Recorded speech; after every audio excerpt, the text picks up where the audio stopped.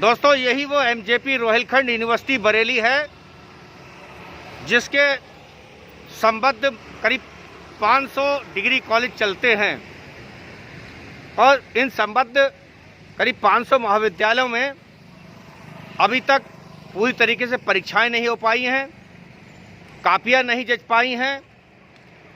जो पेपर हुए हैं उनकी बताते बीकॉम थर्ड ईयर के 2-3 पेपर रह भी गए हैं। अगला सत्र गड़बड़ाने के आसार हैं, जिसकी एक खबर हमने बीते दिनों चलाई थी, आपने देखी भी होगी। आज अखबारों में छपा है कि विश्वविद्यालय में एक अहम बैठक हुई है और उसमें कुछ रणनीति बनी है। शायद शिक्षकों के घरों पर कापियां जचने के लिए भेजी जाएंगी ताकि समय से जच कर आ जाएं। जिनके पेपर हो गए जिन कक्षाओं के और जिनके पेपर नहीं हुए हैं उनके बारे में शासन से पत्राचार शुरू हो गया है और माना ये जा रहा है कि विश्वविद्यालय अपने स्तर से परीक्षा को लेकर, परिणामों को लेकर गंभीर हो गया है। अब देखते यह है कि इस मामले में आगे क्या होता है। बची हुई परीक्षाएं कि लॉकडाउन 4 के दौरान होंगी या उसके बाद। इस सिलसिले में बीते दिनों बरेली कॉलेज के शिक्षक नेता, जो रूटा के भी नेता हैं, डॉक्टर स्वदेश सिंह, डॉक्टर बीपी सिंह, इन लोगों ने यूनिवर्सिटी के कुलपति प्रशासन को मिलकर एक ज्ञापन भी दिया था। उस ज्ञापन के बाद अब तक कितनी प्रगति हुई है हम ये बात जानेंगे विश्वविद्यालय से जुड़े शिक्षक नेताओं से भी। मैं डॉक्टर स्वदेश सिंह बरेली कॉलेज में गणित विभाग में प्रभारी हूँ।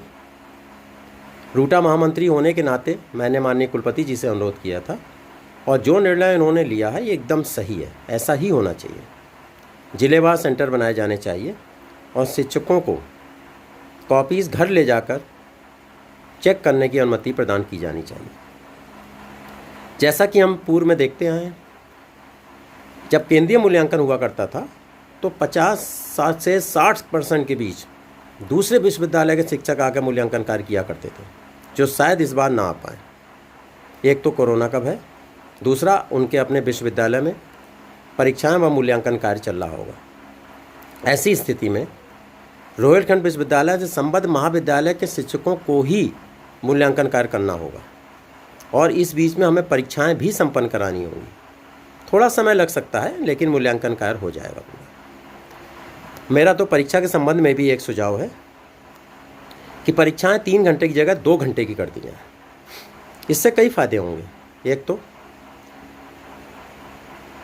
पहली पाली और दूसरी पाली के बीच 2 घंटे का गैप होगा, इससे छात्रों की भीड़ भी नहीं लगेगी।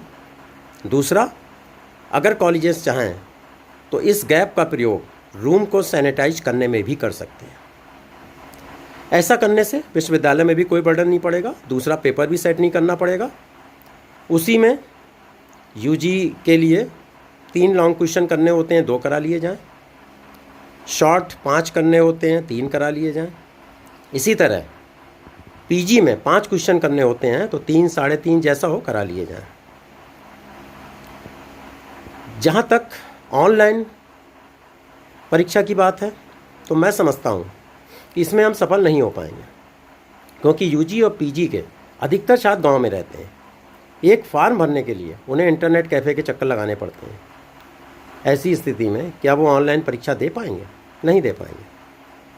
जहाँ तक प्रमोट करने की बात है तो 1st से 9th तक और 11th के छात्रों को तो प्रमोट कर दिया गया, लेकिन अगर हम यूजी और पीजी के छात्र को प्रमोट कर देंगे, कल को उसे कहीं एडमिशन लेना है या कहीं जॉब में जहाँ मेरिट बनती है वहाँ परसेंटेज की ज़रूरत पड़ेगी, तो ऐसी स्थिति में उन छात्रों का क्या होगा।